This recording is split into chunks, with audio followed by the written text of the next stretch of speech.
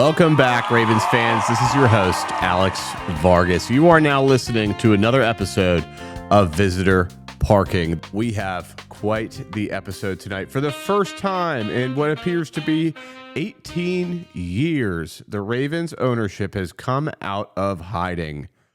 None other than somebody you know very little about on purpose, Steve Biscotti. We have one of the coolest owners in all of football. We have one of the sexiest owners in all of football. Not because he has a six-pack, not because his name is Patrick Swayze, Ryan Gosling, whatever you want to call the man. Our owner has something called aura. Ooh, 6'7". Our owner has fucking swag, bro. Whatever you want to call it, he's got it. Call it the juice, call it the whatever, call it the pre-cum. I don't know what you're going to call it, but our owner's got it. If you need it, he's got it. If you have money problems, he'll change your life. I'm going to tell you about this man. We are going to go on a deep dive tonight on who owns Lamar Jackson and the Baltimore Ravens. Bow, bow, bow. This guy is kind of my idol. This guy is, first off, if you're a journalist, if you're researching this man, you must be fucking Batman or like Chloe from Smallville to understand who this guy is. One, I pay for ChatGPT. He broke my ChatGPT. My ChatGPT could not find a single article on Steve Biscotti worth a damn.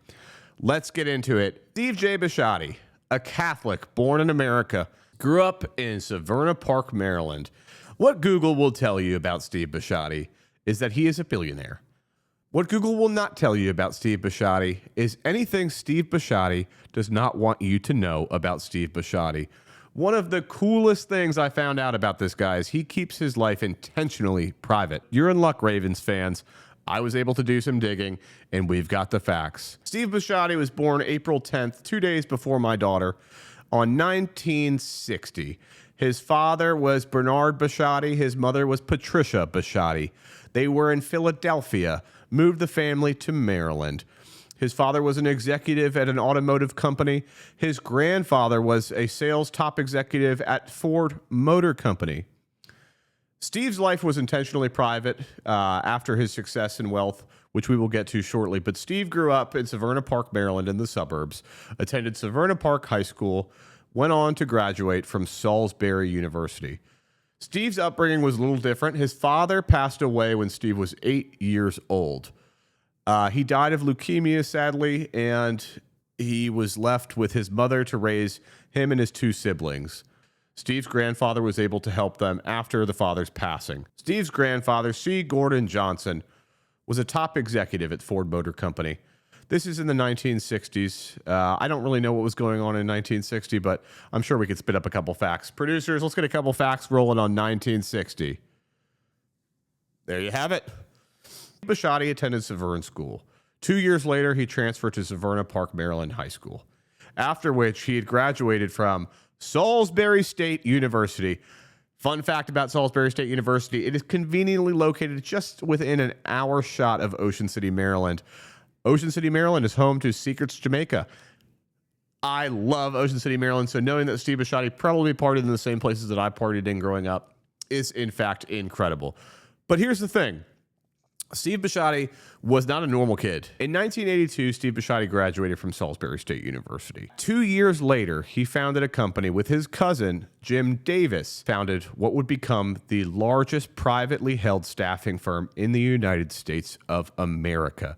Steve Biscotti grew Aerotech to what would later become known as Allegis. He became one of the wealthiest 40-year-olds in the entire world. He was a billionaire by the time he was 40. Let that motherfucking sink in. This guy has had aura since he was 23 years old, and he kept it from then on. Steve is a hard man to get to know because, unlike most billionaires you know of nowadays, they're flashy. They build brands around themselves and their companies. Steve was not like that. I dare you Google Steve Biscotti. Come back to me and tell me what you can find that you didn't hear on this interview. It is almost impossible. If you did not know the guy, he's like a mystery. It's like he doesn't exist. ChatGPT originally told me that his parents weren't available. Then I Googled it, and I'm like, Chat, what the fuck are you doing? So we got to talk, Chat, because I think your research is a little... If I could find his parents in 2 seconds. Anyway, he ends up purchasing the Baltimore Ravens 49% stake in March of 2000. He ends up buying a 51% stake for $325 million in 2004 after he had won the Super Bowl. He acquired this from Art Modell, R.I.P. Art, R.I.P. Ozzy. Biscotti was famous for firing head coach Brian Billick, who had won him a Super Bowl a few years after, much like John Harbaugh. Let's connect the dots here. They were able to hire John Harbaugh in 2007 after Brian Billick's firing. And what Steve Biscotti was able to remind us of in this press conference was he hired a special teams coach. This was not a coach who had head coaching experience in the NFL. This was not a guy who had a winning record. He didn't have a losing record like Mike McDaniel. He was never a head coach in the NFL professional league before. And our owner, Steve Biscotti, swagger and aura foreman, Steve Biscotti took a chance on him. And it paid off. 2012, Ray Lewis takes us back to another Super Bowl. I mean, a lot of that was on Ray, I'm sure, but also to build that organization, the discipline that it takes to build an organization. If you have ever had the courage, the gumption, or the opportunity to build anything worthwhile in this life, you will know how fucking hard it is to put in structure, build a commanding ship, keep players together in an ever-changing NFL landscape. And our coach, John Harbaugh, hats off to you, Harbs. Thank you for your service. But let me tell you, it was clear to me in this press conference that the ownership was ready to part ways. You will see many clips and snippets. I was prepared to not watch the entire interview before I did this podcast. I was prepared to get on here and tell you all that the owner hated Steve. It was obvious in the interview. The clips were cold. Oh, he was ready to fire him after a week. Let's roll that clip real quick. Because, obviously it was emotional, and I'll be honest with you, most of that emotion came from me. I told my brother, I said it was the craziest firing in the world. I was the one choked up, and he was the one consoling me. He said, "You don't owe me anything," and you can picture, John, you don't owe me anything. He said, "You gave me 18 years. He said, "You picked a special teams guy. Who does that?" He said, "You altered mine and Ingrid's life forever because you took a chance on me." I am happy and content and disappointed, but I love you and I respect you and I respect your decision. If Tyler Loop makes that field goal, is John Harbaugh still here coaching this team? For a week. To me, that gave him another week. If he wins again, we'll see. But on the other hand of that coin, gave him another week because we're in the playoffs and I can't fire him yet. I think that when you're in a relationship for that long with a head coach and you're doing business, when you're exchanging millions and millions and millions and billions of dollars, and then you start to potentially lose that investment, things can go sour pretty quickly, especially if that other person is getting a little comfortable in the business relationship. And just from what I heard about John Harbaugh in the locker room, his spirituality, his devotion to the Lord, and all of this stuff that was great qualities to have, and you need faith in any situation, I do believe that he was getting a little too comfortable in being the head coach of the Baltimore Ravens forever. And that just wasn't going to be the case if you couldn't win us a Super Bowl. That's how high the standards of the Baltimore Ravens had become. And if you look at Steve Biscotti's life, at 23, he owned a company. I didn't start my company until 25, and it's hard. It's fucking impossible to run a company at this age. If at that age, it felt like Steve Biscotti started that company at 23 years old. In under 20 years, Steve Biscotti grew it to the largest private equity staffing firm in the United States of America. By 40 years old, Steve Biscotti was a billionaire. After that, he purchased the Baltimore Ravens. A couple of years after that, they won a Super Bowl. A couple of years after that, they won another Super Bowl.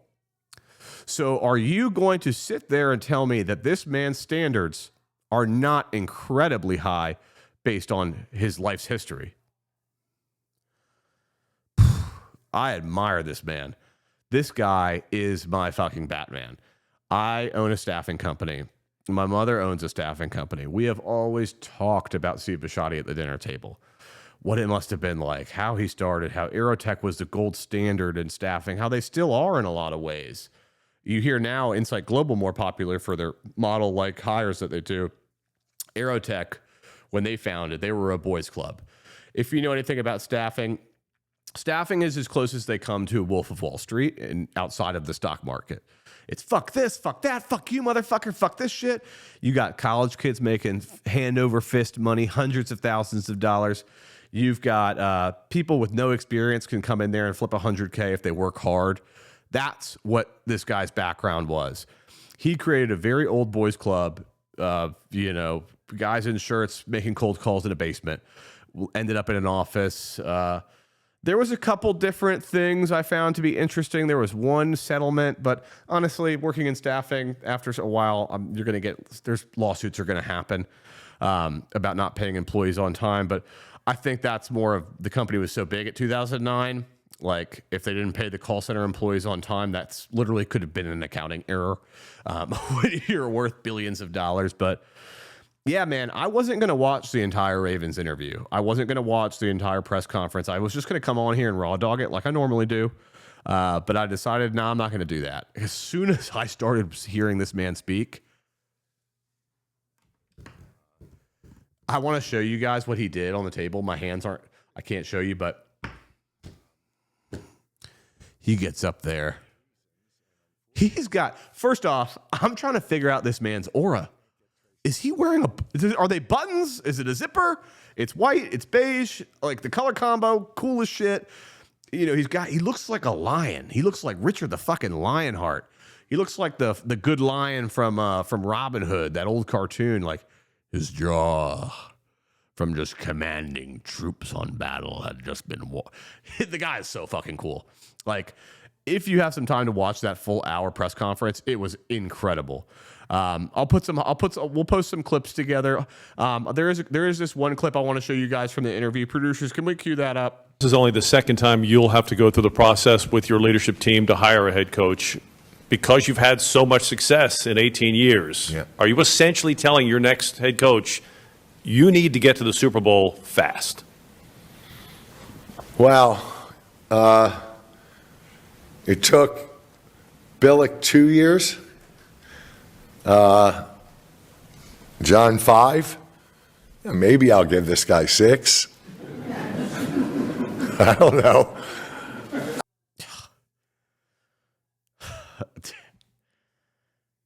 Like, how cool, how fucking swag was that answer? Like, the dude he just lives aura. From what I've heard, he is no bullshit. I actually was at a happy hour a couple of years ago, and I met one of the guys that was in the first 50 members of Aerotech. And this is a personal account he told me of Steve. First off, I called him Biscotti, and he goes, "It's Biscotti." I was like, okay, whatever, motherfucker. Like, I don't care. And he's like, "No, it's Biscotti. Like, get his name right." Like, that's how loyal this guy was. And I was like, why did everybody love Aerotech? Like, what was it? And he's like, because he gave everybody was a part of his success. Everybody was a part of the company. You had a piece of the company in the beginning. So you felt like your growth was his growth and his growth. That's how it was. And it was fighting for each other in the trenches. So I've got nothing but respect for him. Do you want to know how much Steve Biscotti is worth? I'm going to let you guess. He has as many billions as Tom Brady has Super Bowls. 1 billion, 2 billion, 3 billion, 4 billion, 5 billion, 6 billion, 7 billion. His net worth is estimated at about $7 billion. Interesting facts about Steve Biscotti. He owns 2 private jets called Dassault Falcons. That's right, Dassault Falcons. I think they're Dassault. I don't know how to pronounce this. He has a $20 million mega yacht called the Winning Drive. He is probably one of the cooler men I've known. And it's because in a world where we know so much about each other on social media, we know literally nothing about the person who owns the Ravens, and that is boss as shit. I will never be like that, unfortunately, because my personality is just too flashy, and I got to be who I'm going to be. But, sorry, we're getting through this. Let me take a breather. We're going to get back to you. Just a word from our quick sponsors at Progression Staffing. We are a top 25 executive staffing company in the greater Washington, D.C. area. If you are looking for a direct hire placement, if you are looking for an accounting job, IT, cybersecurity, look no further. Feel free to call the number below or go on the website. Again, Progression Inc. Feel free to join our company at any time. We help people get jobs. We are the top 25 rated staffing agency in the DC metro area in 2025. Would love to help you out. Come join the workforce and yeah, let's get talking. But anyway, let's get back to our show. What I found so interesting about this interview is that this is how crazy having $1 billion will make you. He bought the team with the intention that it would be a hobby. Your favorite pastime to watch. What you give your blood, sweat, and tears. Steve Biscotti bought the company as a hobby. He quickly found out that you don't buy a football team and run it like a hobby. That's a business. It's a 70-hour-a-week business. I found it very interesting. Show you this clip real quick. He talked a lot about Harbaugh's age, and I have mentioned it too, encouraging him to retire, take time off, and maybe take a break from football for a year. He also, I think you tell people to take a break when you see they are missing a piece. When you see that they're kind of either missing a step, their heart is in the wrong place, they've lost touch or perspective. I think as a friend, he cares for him, but also I know plenty of 62-year-olds who, if you told them to take a break, they'd say, fuck you. They'd say, F off. I'm not taking a break. So I don't know if that was purposely disrespectful or kind of like, all right, like you've kind of lost touch. You should probably take it easy, buddy. But that's kind of where I got that. I'm like, I don't think he would have said that if he didn't, mean it in some kind of way. He called John Harbaugh to let him go. When I first saw that, I thought to myself, ooh, when you call someone to fire them, that is, if you ever are in a position to fire somebody, or if you've ever been fired and you get fired on the phone, the chances are it was not a surprise to you. It was not a surprise to them. And it was a long time coming. You might get fired from your job and be like, hello? What? You're letting me go, Steve? Ah! Like, nobody does that. Yeah. All right. Yeah. Oh, I get it. Yeah. Thank you very much for when you get fired over the phone, that's, you know it's coming. I'm sorry. So he said that he was very humble about it. I'll play you this clip. And we had a really good conversation. And, interestingly, he didn't talk about the details. I talked about the negative narratives of things that we own together. And I said, John, probably one of the things that made it easier for me once I came to this conclusion is I didn't have to worry about whether you were going to land on your feet, because I think either your toes or your heels are already touching, and you're going to become the most sought after coach in years. And then I talked to him about taking a year off. I said, you're 63 years old. Allison just went to law school. You're an empty nester.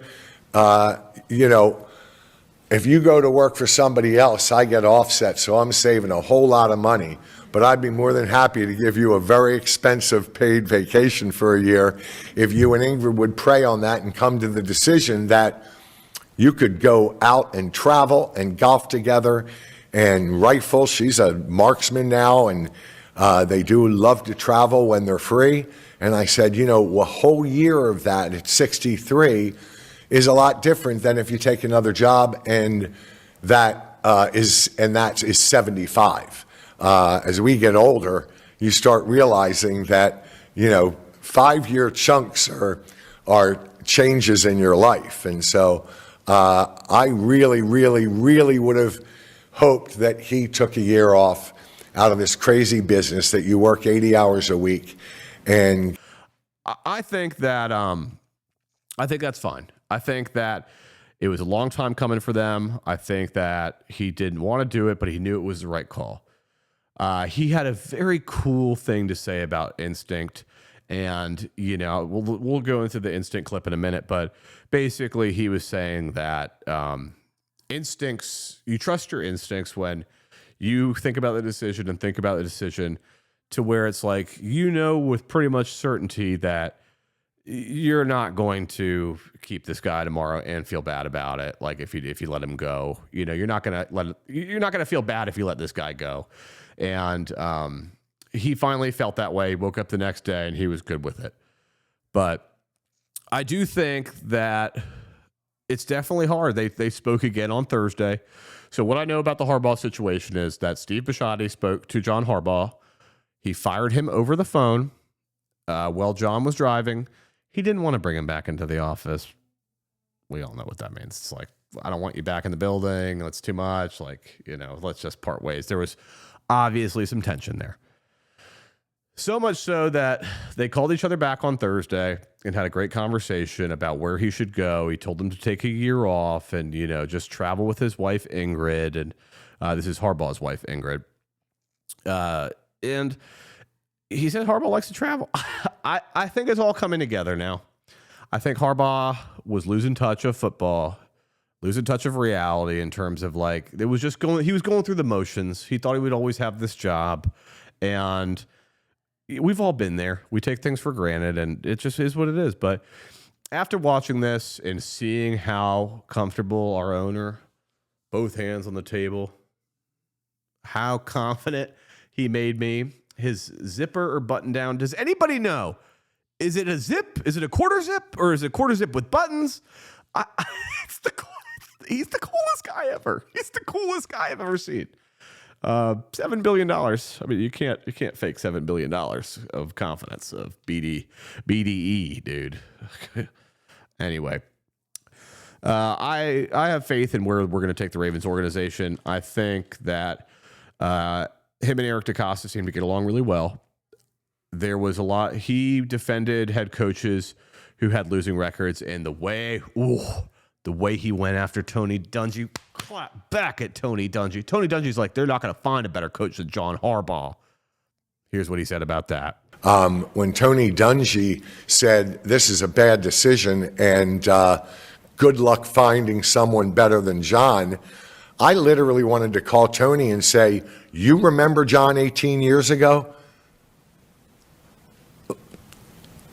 How can you take our success and use it against me while we're out trying to find the next John Harbaugh? That's impossible. Yeah. I mean, the guy's so fucking cool. But yeah, I mean, I think we're in really, really good hands. I think they both hinted, him and Eric DeCosta both hinted at Lamar Jackson's communication. Everybody wants to know, does Lamar want to sign with us? And I think he had a very good, clear point. He told us that Lamar is not confrontational. If you've seen a clip of Lamar, watch the clip with Lamar Jackson on iShow Speed.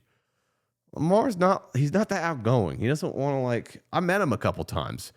He's not going to sit there and talk you up. Like, he's either really nice or he's seeing some shit. It's kind of how it feels with him sometimes.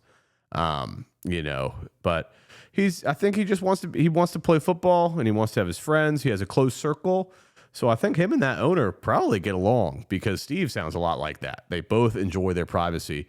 That's why we know very little about Lamar. He's not like Jalen Hurts or somebody who's doing all these commercials. And I think that's on purpose. A lot of you guys in the comments said he is like that on purpose. And I wholeheartedly agree. I think Lamar will resign. I think we will restructure the deal. I think we will have 2 or 3 Super Bowls with Lamar Jackson and our new head coach. I'm really hoping my ideal coach would be Mike Tomlin. Offensive coordinator Mike McDaniel. I think we need a super PAC of coaches. We went to this big switch, happened in 2018 or whenever it was. I think it was 2018 where we had Mike McDonald. And Mike McDonald, fantastic coach, went off into the league, Seattle Seahawks. Like there were so many, Mike McDaniel, all these assistant coaches that left and took head coaching jobs for the first time. But like our owner said, they were given a shit deal. They didn't have a quarterback. They had draft picks. They had to build a team for 5 years, and injuries, stuff happens. What receivers get hurt, quarterbacks get hurt, and is that all on the head coach on his first time head coaching? As young as these head coaches are out there, I mean, he was really impressed. He's like, damn. He said, this is what I loved about this guy. He said there is something to be said about somebody who was the best in the league 5 or 7 years ago, most sought after head coach that is now on a team with a losing record. And I think he's talking about Mike McDaniel. I pray. But I think he's thinking what a comeback story it would be to bring in a coach who used to be the best with a quarterback who is still the best, but is now being doubted by the media. So I would like to see Mike McDaniel paired with Lamar Jackson and probably a strong, disciplined head coach like Mike Tomlin with a defense. I think that would be the ideal pairing for the Baltimore Ravens. But anyway, we've got this, guys. I hope you like this episode. If you like the Baltimore Ravens, go ahead and hit me with that subscribe button or hit me with that follow button. I'd really appreciate it. I'll keep doing this type of content if you guys keep watching it. Love you guys. Let's go Ravens. I'm really excited for this offseason. God bless America. God bless our troops.